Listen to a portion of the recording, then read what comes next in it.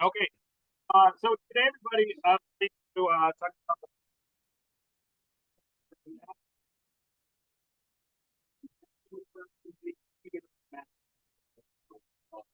that's going to forward to first. Let's talk about atoms.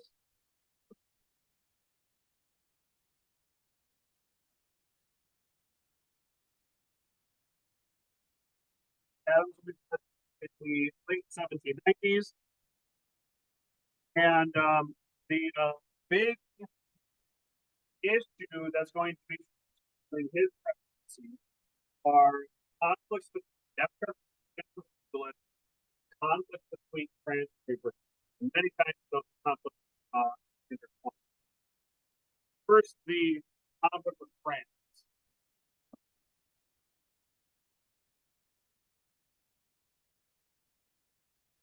Remember, there is a branch of Democrats, Republicans completely support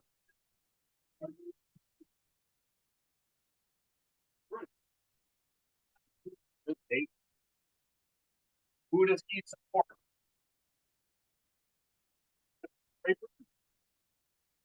He doesn't support Britain. As we're trading with both countries are being stressed in front or to serve inside of the British, whoever takes it. So America wants to stop.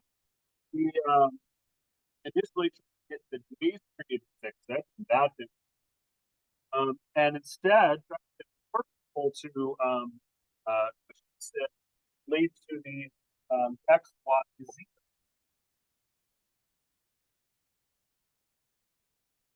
That's where we sent negotiators to go and try to stop this, and they required a prize.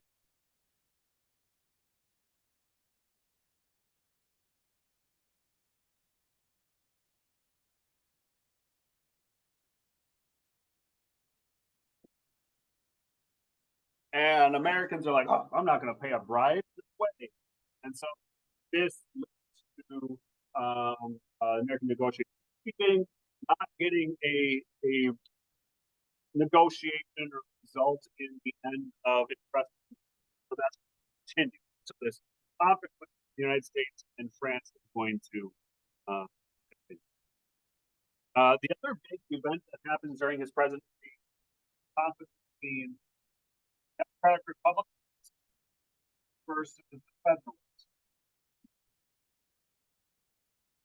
And increasingly, the Federalists and Democratic Republicans are becoming more partisan or argumentative against each other to the point where Congress, which is led by the Federalists, will pass laws that are going to harm Democratic Republicans, like the Alien and Sedition Act.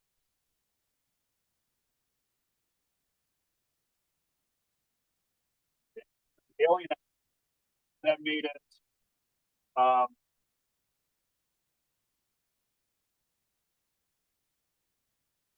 more difficult for immigrants to come to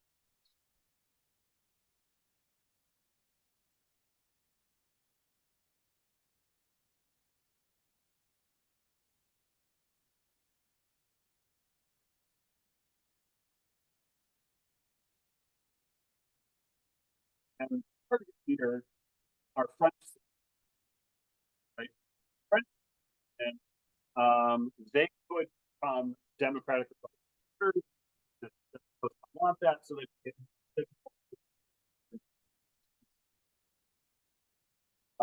there's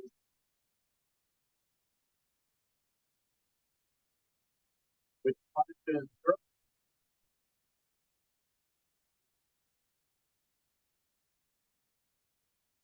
people write bad about the president or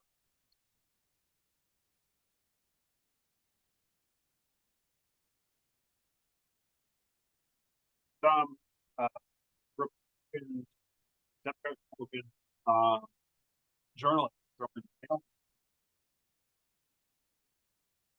This immediately outbreak, especially for uh, states of the biggest um, form of protest are going to be in the Virginia and Kentucky resolution, where those states said if a law is unconstitutional, we don't have to.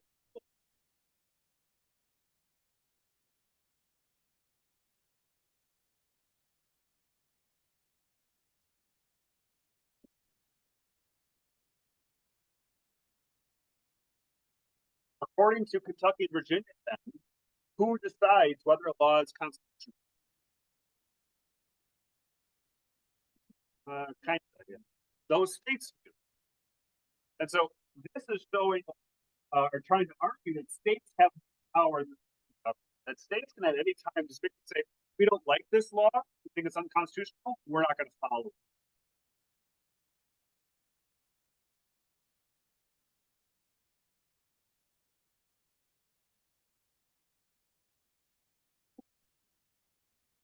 And we'll see this trend continue throughout the 1800s, right? We'll see it with the nullification crisis. And some states are like, oh, we don't like this tariff, we're not going to follow it. See it closer to war. Oh, we don't like this policy, we're just not going to follow it. So we're going to see this over and over again.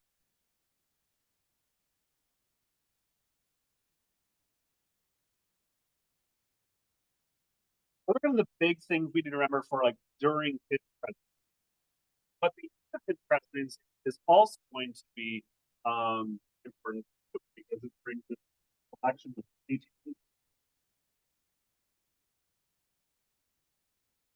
Important thing to know about this is the first peaceful transition of power.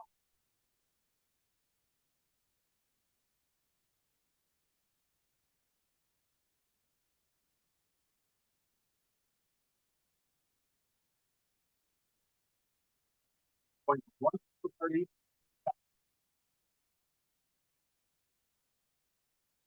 Now that doesn't mean that there's going to be some fun. There's no fun. Right? One of the things that's important is the judge.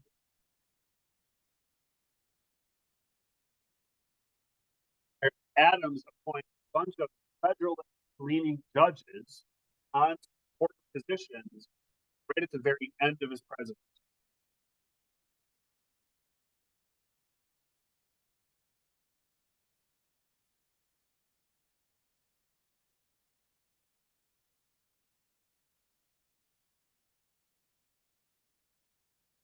This term is going to appoint a bunch of these judges that are leaning towards federalism on support.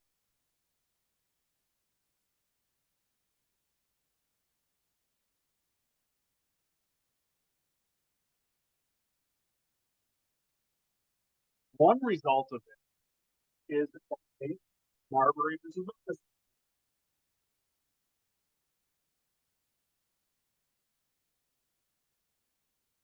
where one man who was supposed to get a commission to be a judge, he, went to go to his job after Jefferson became president, and the Secretary of State Madison said no.